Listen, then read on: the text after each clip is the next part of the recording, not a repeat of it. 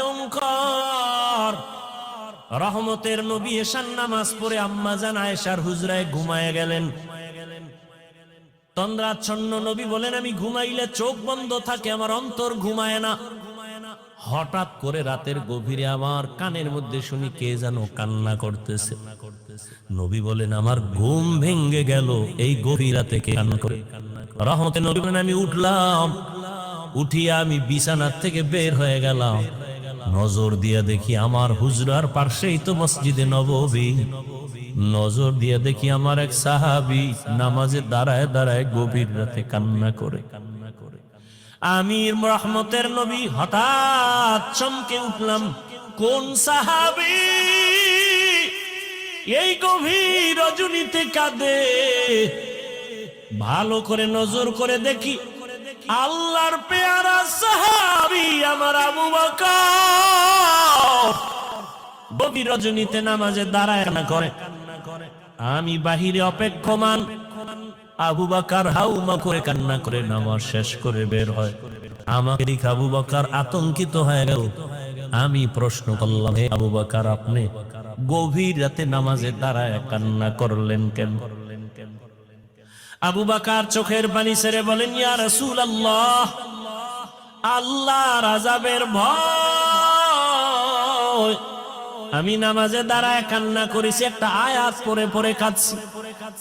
ইন্নাল্লাহা আশতারা মিনাল মুমিনিনা আনফুসাহুম ওয়া আমওয়ালাহুম বিআন্না লাহুমুল জান্নাহ।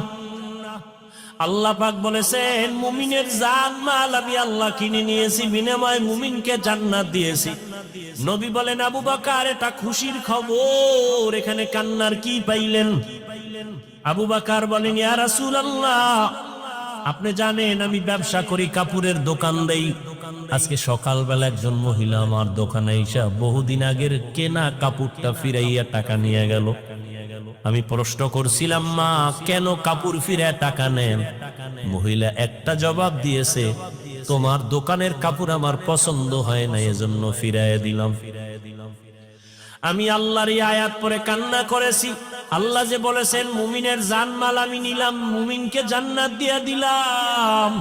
এখান থেকে আমার ভয়। আপনি নবী কিয়ামতের হালাতের বয়ান করেছেন, কত ভয়ঙ্কর হবে কিয়ামতের মাঠ। কিয়ামতের ময়দানে নারী আর পুরুষেরা সবাই উলঙ্গ দাঁড়াবে। সূর্যের গরমে মাথার মগজগুলো ভাতের মারের মতো ফুটবে, জমিনটা তামা হয়ে যাবে। জাহান্নামের আওয়াজে মানুষের কান ফেটে যাবে। এমন এক হালাত হবে, ওই হাসরের মাঠে নবীরা যাদের গুনাহ নাই তারাও কান্না করে বেকারার হবেন। ওই অবস্থার মধ্যে যখন আল্লাহ এক এক করে ডাকবেন, আমি আবু বকরকে ডাক দিয়া যদি আল্লাহ বলেন, হে আবু বকর, আমি জান্নাতের সুসংবাদ দিলাম, কি আমল করেছো? আমি যদি আল্লাহর কাছে পেশ করি নামাজ, রোজা, তেলাওয়াত, ওই মহিলার মতোই যদি আল্লাহ বলেই ফেলে, ও আবু বকর, আমার জান্নাত আমাকে দেও, তোমার জানমাল নিয়ে জাহান্নামে যাও। আল্লাহ কেন বলে, যেইভাবে নামাজ পড়তে বলেছি ওইভাবে নামাজ আদায় করতে পারো নাই। আমি যেইভাবে তেলাওয়াত চাইছি ওইভাবে তেলাওয়াত তুমি আমাকে দাও নাই। আমি যেইভাবে জিকির চাইছি ওইভাবে মুহাব্বতের জিকির আমাকে দাও নাই। মানুষ দেখানো জিকির করেছো, মানুষ দেখানো নামাজ পড়েছো। তখন আল্লাহ যদি বেজার হইয়াই বসেন, আমার জাহান্নাম ছাড়া উপায় হয় না।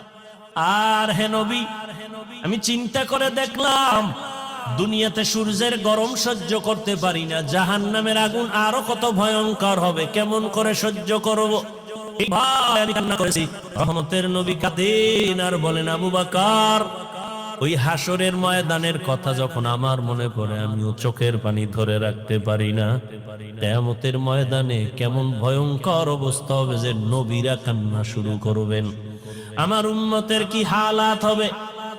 এর এলাকার মুসলমান, হে যুবক ও পর্দার আড়ালের, দুনিয়াতে একটা সূর্যের গরম সহ্য করা যায় না, বেতের বাড়ি সহ্য করা যায় না, মশার কামড় সহ্য করা যায় না। গুনাহ নিয়ে কবরে গেলে জাহান্নামের আগুনের গরম, হাসরের ময়দানে আরো কত ভয়ঙ্কর আযাব। এখনো সময় আছে, তওবা করে নেন। মনে মনে আল্লাহকে বলেন, হে আল্লাহ, দুনিয়ার রং তামাশায় এত কম কাটাইলাম না, মন মতো ঘুরলাম ফিরলাম, আর কয়েকদিন বাঁচবো জানা নাই। এখন থেকে তওবার নিয়ত করে ফেললাম, আর জীবনে পর্দায় চলবো না, নামাজ ছাড়বো না, দাড়ি কাটবো না। আল্লাহ হেদায়েত না দিল, এই যে বললাম, যেই নবীজিকে এক নজর দেখলে জাহান্নামের আগুন হারাম, যেই রসুলের চেহারা মোবারক দেখলে সেই নবী 13 বছর।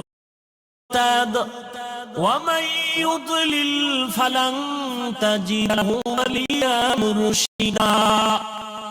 আল্লাহ যাকে হেদায়েত দিবেন সে পেয়ে যাবে, যার কপাল খারাপ ও হেদায়েত পাবে দূরের কথা, হেদায়েত পাওয়ার মতো কোনো মুর্শিদ পাবে না, পথ প্রদর্শক পাবে না, ওর কপাল বড় খারাপ।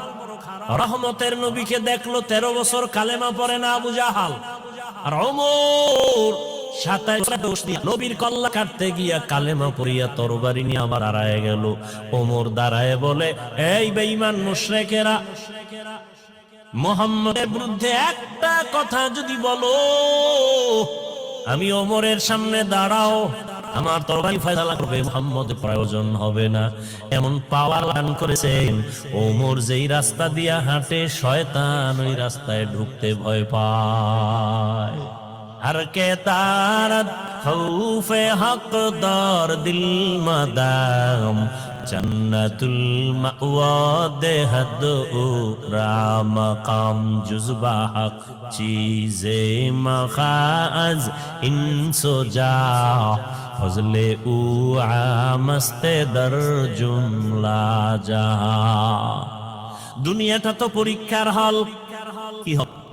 الذي خلق الموت والحياة ليبلوكم أيكم أحسن عملا وهو العزيز الغفور।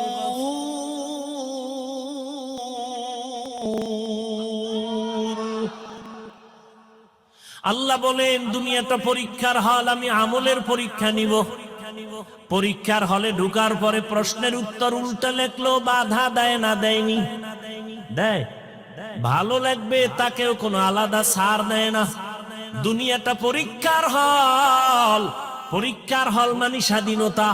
প্রশ্নের উত্তর ভালো লেখো, বাধা নাই, উল্টা লেখো, নিষেধ নাই। কেন পরীক্ষার হল? ফলাফলের বেলায় অনুভব করবা তুমি পাস করছো না ফেল করছো, তুমি পুরস্কার পাইবা না তিরস্কৃত হবা। পরীক্ষা হল দুনিয়াটা, এখানে কেউ নামাজ পড়বে, কেউ পড়বে না। যে পড়বে না আল্লাহ তাকে বাধাও দিবেন না, যে পড়বে আল্লাহ তাকে নিষেধও করবেন না। দুনিয়াটা পরীক্ষার হল, এখানে কেউ দাড়ি রাখবে, কেউ দাড়ি রাখবে না। যে দাড়ি রাখবে না আল্লাহ তাকে নিষেধ করেন না, বাধাও দেন না। যে দাড়ি রাখবে আল্লাহ তাকে নিষেধও করবেন না।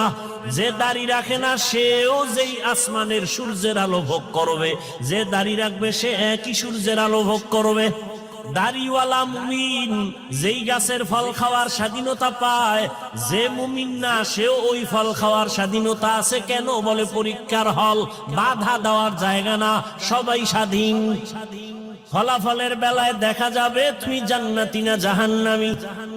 ফলাফলের বেলায় টের পাইবা কে পুরস্কার পাইবা, কে তিরস্কৃত হইবা। পরীক্ষার হল, মন্দিরেরও দরজা খোলা, মসজিদেরও দরজা খোলা। মন্দিরে ঢুকো, বাধা নাই, মসজিদে ঢুকো, নিষেধ নাই। পরীক্ষার হল,